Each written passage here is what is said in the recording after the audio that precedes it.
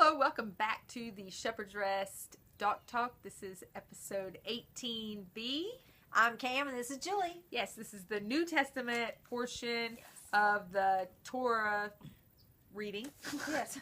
I always say New Testament portion, and I don't. Anyway, so this is the New Testament discussion of the Torah portion. That's a better way. Yeah. Better way to say it. And like this week's written for you. Yes. This week's is found in Matthew 2, 1 through 23 and Luke 2, 39 through 52. I'm going to start in Matthew. All right. All right. Matthew 2, 1 and 2. And Yeshua, having been born in Bethlehem of Judah in the days of Herod the sovereign, which is King Herod, see, Magi from the east came to Jerusalem, saying, Where is he who has been born sovereign of the Yehudim, or the Jews? For we saw his star in the east and have come to do reverence to him. So my first discussion I want to talk about is, who are the Magi? Who are they? Are they Jewish? Are they Gentile? Well, they're Gentile.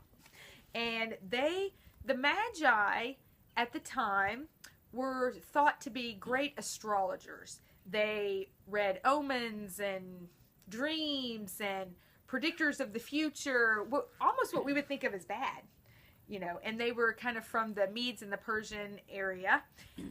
The ancient Gentile nations believed that the stars foretold the future for them. So they would look to the stars to... Well, I wonder where they got that idea from. Babylon? I don't know. Well, let's go back to Mazarah. I mean, Abraham looked at it and knew it. Yes, and that's what we're going to talk about. We're going to talk about something called the Mazarah. So thank you for bringing that up. Let's go to Genesis 1:14. And Elohim said, Let lights come to be in the expanse of the heavens to separate the day from night, and let them be for signs, appointed times, and for days and years. So first is signs. Well, what is he talking about? Is he talking about the zodiac? So is it okay to read my horoscope? I think not. No. That is not what he's talking about. That's However, that is the perverted form of what's called the Mazarah. The Mazarah was the perfect story of Messiah that the Lord himself has in the stars. And it's still there. Yes, and we see that all through Scripture. Job 38 says, Do you bind the bands of Pleiades or loosen the cords of Orion? Do you bring out the Mazzaroth in its season, or do you lead the bear with its sons? So let's think about that. The Virgo was depicted as the virgin. Well, what did Yeshua come through? The virgin. The virgin. And what's in her hands? I don't remember. There is an ear of corn and a branch. And Yeshua is a branch. Is the branch. And the ear of corn has to fall in order to, they say it must die in order to bring life. To bring life. That's also we see in Psalms 19, 1 through 4. It says, The heavens are proclaiming the esteem of El, and the expanse is declaring the work of his hand. Day to day pours forth speech, and night to night reveals knowledge. There is no speech, and there is no words. Their voice is not heard. Their line has gone out through all the earth, and their words to the end of the world. That's because it's the story within the Mazzaroth. There are 12 tribes. Each tribe is attributed one of the constellations.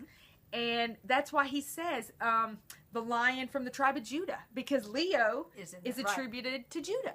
So, and Leo is right next to the Virgin because it all starts over again. Yes, because it all comes full circle. Right. And look, it goes in pattern. And it repeats with a little bit of the story each time. Yes. Yes. So I just wanted to bring the story of the Mazzaroth up because, wow, I just remember what great revelation that was for me to know that something that the world sees that has perverted started off so pure and innocent. Even the stars and constellations all testify to it's all about Yeshua. It really is. That's why he says the volume of the book is written about me. Right. So when Judah was captured by Nebuchadnezzar and taken to Babylon, Daniel was appointed the chief of the Magi. Right. The magicians is what it says. Now, here's what's funny. Here you have Magi coming from that area saying, well, we saw the king's star. We know that a king was born because we saw his star in the sky. Yeah. And, of course, King Herod's like, what? I'm sorry, what? He had to gather up all the sages just to learn where the king was supposed to be born. Right. But they saw his star and said, well, where do you think they learned that? Well, From Daniel. Daniel had the unadulterated, pure story, and he took it to Babylon. right. And that was a big revelation for me this week. I was like, he sent him into the enemy's territory So they could so understand. they could learn it and later see the full picture and know when the Messiah. So their knowledge was passed down. Going to Numbers 24:17, we see Balaam, who is a Gentile, giving the prophecy of Yeshua. It says, I see him, but not now. I observe him, but not near. A star shall come out of Jacob, and a scepter shall rise out of Israel, and shall smite the corners of Moab, and shall destroy all the sons of Seth. I thought that was real interesting that we see Balaam, who is kind of a magician, Right. kind of a prophet of his day, good or bad. I mean, he was a prophet for money. Yeah. But He started good, but he didn't end well. Right. But the Lord took over and gave the prophecy of the star. Then you have the Magi, who, what the world looks at is bad, had a pocket of truth Right. within them that Daniel had taught them, that saw the star and came to bow down and worship the King Obviously, of the Jews. I love how the Lord will take something like that needs to be known and hide it in plain sight Yes. among your own people. Yes. I mean, it's in the spirit of Babylon, the one that wants to destroy any other god Right. to theirs, is exactly where it was. It was in your own yard. Right. And that's been speaking to me a lot lately, is that, there was a pocket within Babylon that had a heart for God, Yes. recognized the Messiah, came to Israel, didn't demand that they were sovereigns. Yes. The Magi were, that's why Herod was so like, whoa, why are these Magi here? And there weren't just three. It because there were three gifts, they teach there were three Magi, but they came with a huge entourage. Right. I mean, these Wanting to- people would come in and they would change rulers in countries. They were powerful Yeah. people, but there was, like I said, a pocket of them who saw the truth and said, we're going there. Yeah, That's where the king is. They're kings. They're royalty, so to speak. So why not go meet the king of the universe? Yes. We want to meet that one. And what did they bowed do? down. That I was going to say. And what did they do? They bowed down. So I wanted to read a couple of scriptures that I thought was really neat. From Isaiah 2:3, it says, Come, let us go up to the mountain of the Lord and to the house of the Lord of Jacob, that he may teach us concerning his ways. So in a way, they were starting to fulfill that. They were coming to the mountain, right? Yeah. Oh, yeah. So because I bet you that was. He's like, I'd like to learn your ways. That's right. Well, that's why they would go. I mean, why else do you go Right. out to see the Messiah in Israel but to learn Yeah. of his ways? All right. In Isaiah 49:23, it says, And sovereigns shall be your foster fathers, and their sovereignesses your nursing mothers. They bow down to you with their faces to the earth and lick up the dust of your feet, and you shall know that I am Yahweh. Those who wait for me shall not be ashamed. So here they came. This is talking about the Messianic kingdom. This is talking about Gentiles. And here they are bowing down at the feet. And then there's one more. And Isaiah 65, again, these are Messianic prophecies that have not been fulfilled yet, says, Then you shall see and be bright, and your heart shall throb and swell, for the wealth of the sea is turned to you. The riches of the nations come to you. A stream of camels cover your land, which they were all on camels, you Right. know. The dromedaries of Midian and Ephah, all those from Sheba come, bearing gold and incense and proclaiming the praises of Yahweh. And what did they bring? Gold, frankincense, and myrrh. Yeah. So they they were not fulfilling this prophecy because, like I said, this is a Messianic prophecy Well, that it would will be one of happen those, later. it partly did, but it didn't fully. Well, here's what's neat. Matthew, Yeah. he says, to fulfill the prophecy Yes. that Yahweh said, out of Egypt I call my son. Well, he didn't say that these Magi fulfilled any prophecy. But yet you can still see the pattern. Yes. So they weren't the fulfillment of the prophecy. Uh-huh. They were just a pattern of what's going to come later. In other words, here's his Right. first coming, And these are what's going to happen at his second coming too. So Yeah. I thought that was neat that he does not say to fulfill the prophecy of Isaiah, Yeah. but with out of Egypt he calls my son. Yeah. That is the fulfillment of that Yeah. prophecy. Which makes sense because, And the virgin birth, that is the fulfillment of Yeah. that, because that's well, I what say, it said. from Ephesians, I think it's 1, the very last verse in 1, that talks about how everything's given at the footstool of Yeshua. Mhm. That will be the totally giving of all the riches. Right. Yeah. Okay, now I want to talk about something that I like to title outside of mainstream. Because Okay. I see Good title, so good title. much going on outside of the mainstream establishment Uh-huh. of whatever that is Right. here, and I see it now. I see a lot of parallels. But we see in Micah 5:2 that he says, "But you, Bethlehem, Ephrathah, you who are little among the clans of Judah." Okay, I'm going to stop right there. We know that's where he calls where Messiah will be born. Mhm. Well, Bethlehem was this little nothing clan, very insignificant, didn't matter much. That's why there's not a lot of historical backing for King Herod murdering all the children, because it was not a significant town. Right. But yet the Messiah was born there. And Bethlehem was considered the city of David.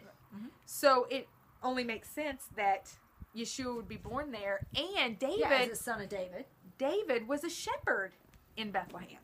Yeah. So Yeshua is the great shepherd, and it just brings And it kind of full circle. The sheep that are raised in Bethlehem Are are the the Passover Passover lambs. lambs. Those That's are right. the Passover lambs. That's why there is some good evidence that says that Yeshua was born at Passover with all the other Passover lambs. But we're not going to talk about that this time. So we know the Hasmonean kings Yes. were not rightful kings of Israel, yet they were put in power century or so before Yeshua was born. Yeah. How far? 2 centuries? 2 Well, centuries? it's like before? 160 years, something like that. years, Yeah. Okay, so they were put Give or in take what year he was born. many years before. King Herod was kind of a product of that, although he was not Hasmonean. He married a Hasmonean, yeah. but he was put in that position. But the real line of David was very much persecuted, so they started their own little clan in Nazareth. Right. Nazareth, It was like a Chinatown. yes, and It was you a know, kingly area. actually Nazareth in Hebrew means branch town, Mhm.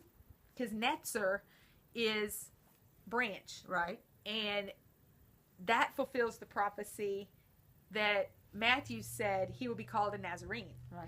because he grew up in Nazareth. Right. And he was called a And Nazarene. that And, kinda so has- were all his disciples were called Nazarenes. Yes, And double. that was prophesied in Isaiah 11:2, I think, Mhm. about him being the branch Right.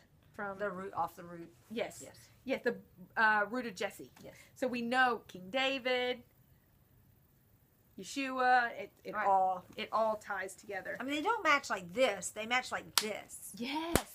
You know, Yes. there's no like, well, it's Very good. close. Mm-mm. No, they build on top of Yeah. each other, and I just thought that was great. So I just wanted to mention that about off the beaten path, because Yeah. he did not go into the temple and raise up the Messiah. He was outside the establishment.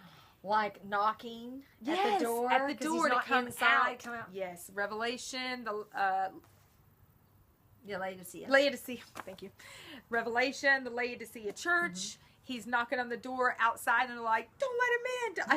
I saw a cartoon of that. You know, he's outside going, "Hello, anybody there?" And everyone in church is like, "Don't let him in. I don't know who that is. Stranger danger." Well, and you know that hooks with Song of Solomon, because that's what's happening in Song of Solomon. He's the bride knocking at is the door, inside, she's and he's asleep. banging. Yeah. I mean, he's like, "Please come out," Right. and she's like, "Oh, I don't want to get my hair wet." Yes. Well, let's think about the patterns. When Israel was slaved in Egypt, he didn't go into Egypt and fix the No, system. He that's brought right. them out. That's right. He didn't, and then And he didn't drag them out. He invited he them invited them out. And because just we know there's some who didn't even come. right. And when the two kingdoms split, Mhm. you know, the ones who had a heart towards the Lord Right. went down south, and the Right. ones who didn't went Right up up. north. Yeah. And when Yeshua was born, he didn't do it within the system. He did it outside of the camp. I mean, Bethlehem is right outside of Jerusalem. When Yeshua calls his disciples, he doesn't go within the system and make disciples. He calls them out kind of to the wilderness. And I just feel very strongly that the same pattern's happening right now. And I'm not a big advocate that everyone leave whatever establishment you're in. That's not it at all. No. But And the we're not learning, condoning that. no, and the learning, I think, is being sought outside of the mainstream establishment. That's all started with. Okay. According to Torah, the father is given the responsibility of teaching the son Torah, of providing the son with a trade, Yes. teaching him that trade, providing him with a wife. I mean, the list goes on. There's one more, but I didn't write him down, so I can't remember exactly what it is. But maybe a place to live. Well, they do come and live at the father's house. They don't go live at the mother's. I mean, at the wife's house. They go live at the father's house because it has to fit the pattern. Right. Hello. Hello, New Jerusalem. What? So, and Yeshua was a carpenter, just like his father. His father was a great carpenter, and so both was his Yeshua. daddies were. One made the world. It's a really good carpenter. Yes, and one made furniture or whatever. No, this was what I was going to say. The tradition says that Yeshua followed in the footsteps of his father, making plows and yokes. Oh, that's interesting. I know, isn't it? I can't prove that, but wow, does it make sense? Yeah, it does. My yoke is easy. So when so many of his parables were what he knew. Right, yeah. Plowing the ground, how do I make this plow so it best tills up the soil and best gets those roots out and best, I mean, it's that's awesome. Cool. Yeah. That's cool. And how do I make the yokes so they're light and not burdensome and not heavy? I don't know. I just thought, that is very, cool. very cool. Very cool. Now, moving to Luke 2, 39 through 52, we'll start in 40. And the child grew and became strong in spirit, being filled with wisdom, and the favor of Elohim was upon him. And ironically, he's outside of the establishment. And 41. And his parents went to Jerusalem every year at the festival of the Passover. And when he was 12 years old, they went up to Jerusalem according to the practice of the festival. When they had accomplished the days, the child Yeshua stayed behind in Jerusalem, and his parents did not know it. Now, there's some cool things that you see after this, like they didn't notice it on the day that he was disappeared, but 3 days later they found him. Yeah. I mean, there's a lot of cool parallels because technically, if to the Lord a day is as 1,000 years and 1,000 years as a day, Yeshua's only been gone for 2 days. Right. And so on the third day, as Hosea Mary says. and Joseph, representing the physical parents here on earth, representing Israel, are like, on the third day, they're looking for him now. They're looking for Messiah. Looking for him. Oh, yeah. But when he was here, and where do they find him? In the temple, going about his father's business. I mean, that's where we're going to see him again. The next time Israel sees Yeshua, he will be in the temple giving great expounding explanations on the law and truths, just like he was doing here. Right. And contrasting Luke and Matthew, Matthew goes into this great detail about going to Egypt and the Magi and all of these things because Matthew's point is to show his fellow Jews that Yeshua is the promised king, the coming Messiah, so he ties what happens to him in with the other. Luke was the scribe to Paul, which Paul was to the Gentiles. Right. So he doesn't. Why he doesn't point out all this Torah stuff when they haven't even been reading it? Right, because even now, when I find really cool connections between the old and the new, and I tell my Christian friends, they're like, I never had a problem with that, so I don't know why that's cool. Why's that cool? That's funny, And that's true, because we are seriously born of the Spirit. And we don't need the proof of the old to believe these stories. In fact, if we have trouble believing if we have trouble believing something, it's the old. Yeah. But to a Jewish person, they're like, I don't know about all that New Testament stuff. I don't know about all that Spirit stuff and that Yeshua stuff, But Matthew really makes that connection. So the Spirit has something to give them. So when you read the 4 different Gospels, they're going to have different points of view because their audience is different. That's why there's 4. Otherwise, you're like, repeat. So is there 4 groups? I'm just kidding. 4 corners. I know the Lord showed me 4 corners of the world. Yeah. Let's go with that one. The Lord showed me 3. I don't know about the rest. Right. It's the 4 corners. We're going to go with that one. Yeah, I like that. All right. Well, that's all I have for you today. All right. Good Thank stuff. you for joining us, and we will see you next week with episode 19. Oh my gosh, we're almost at 20. I know. We're almost out of the teens. Oh, maybe we'll we're grow like up. I doubt it. Yeah, I doubt it. don't hold your breath. Yeah. All right. We'll see you next week. Shalom. Shalom.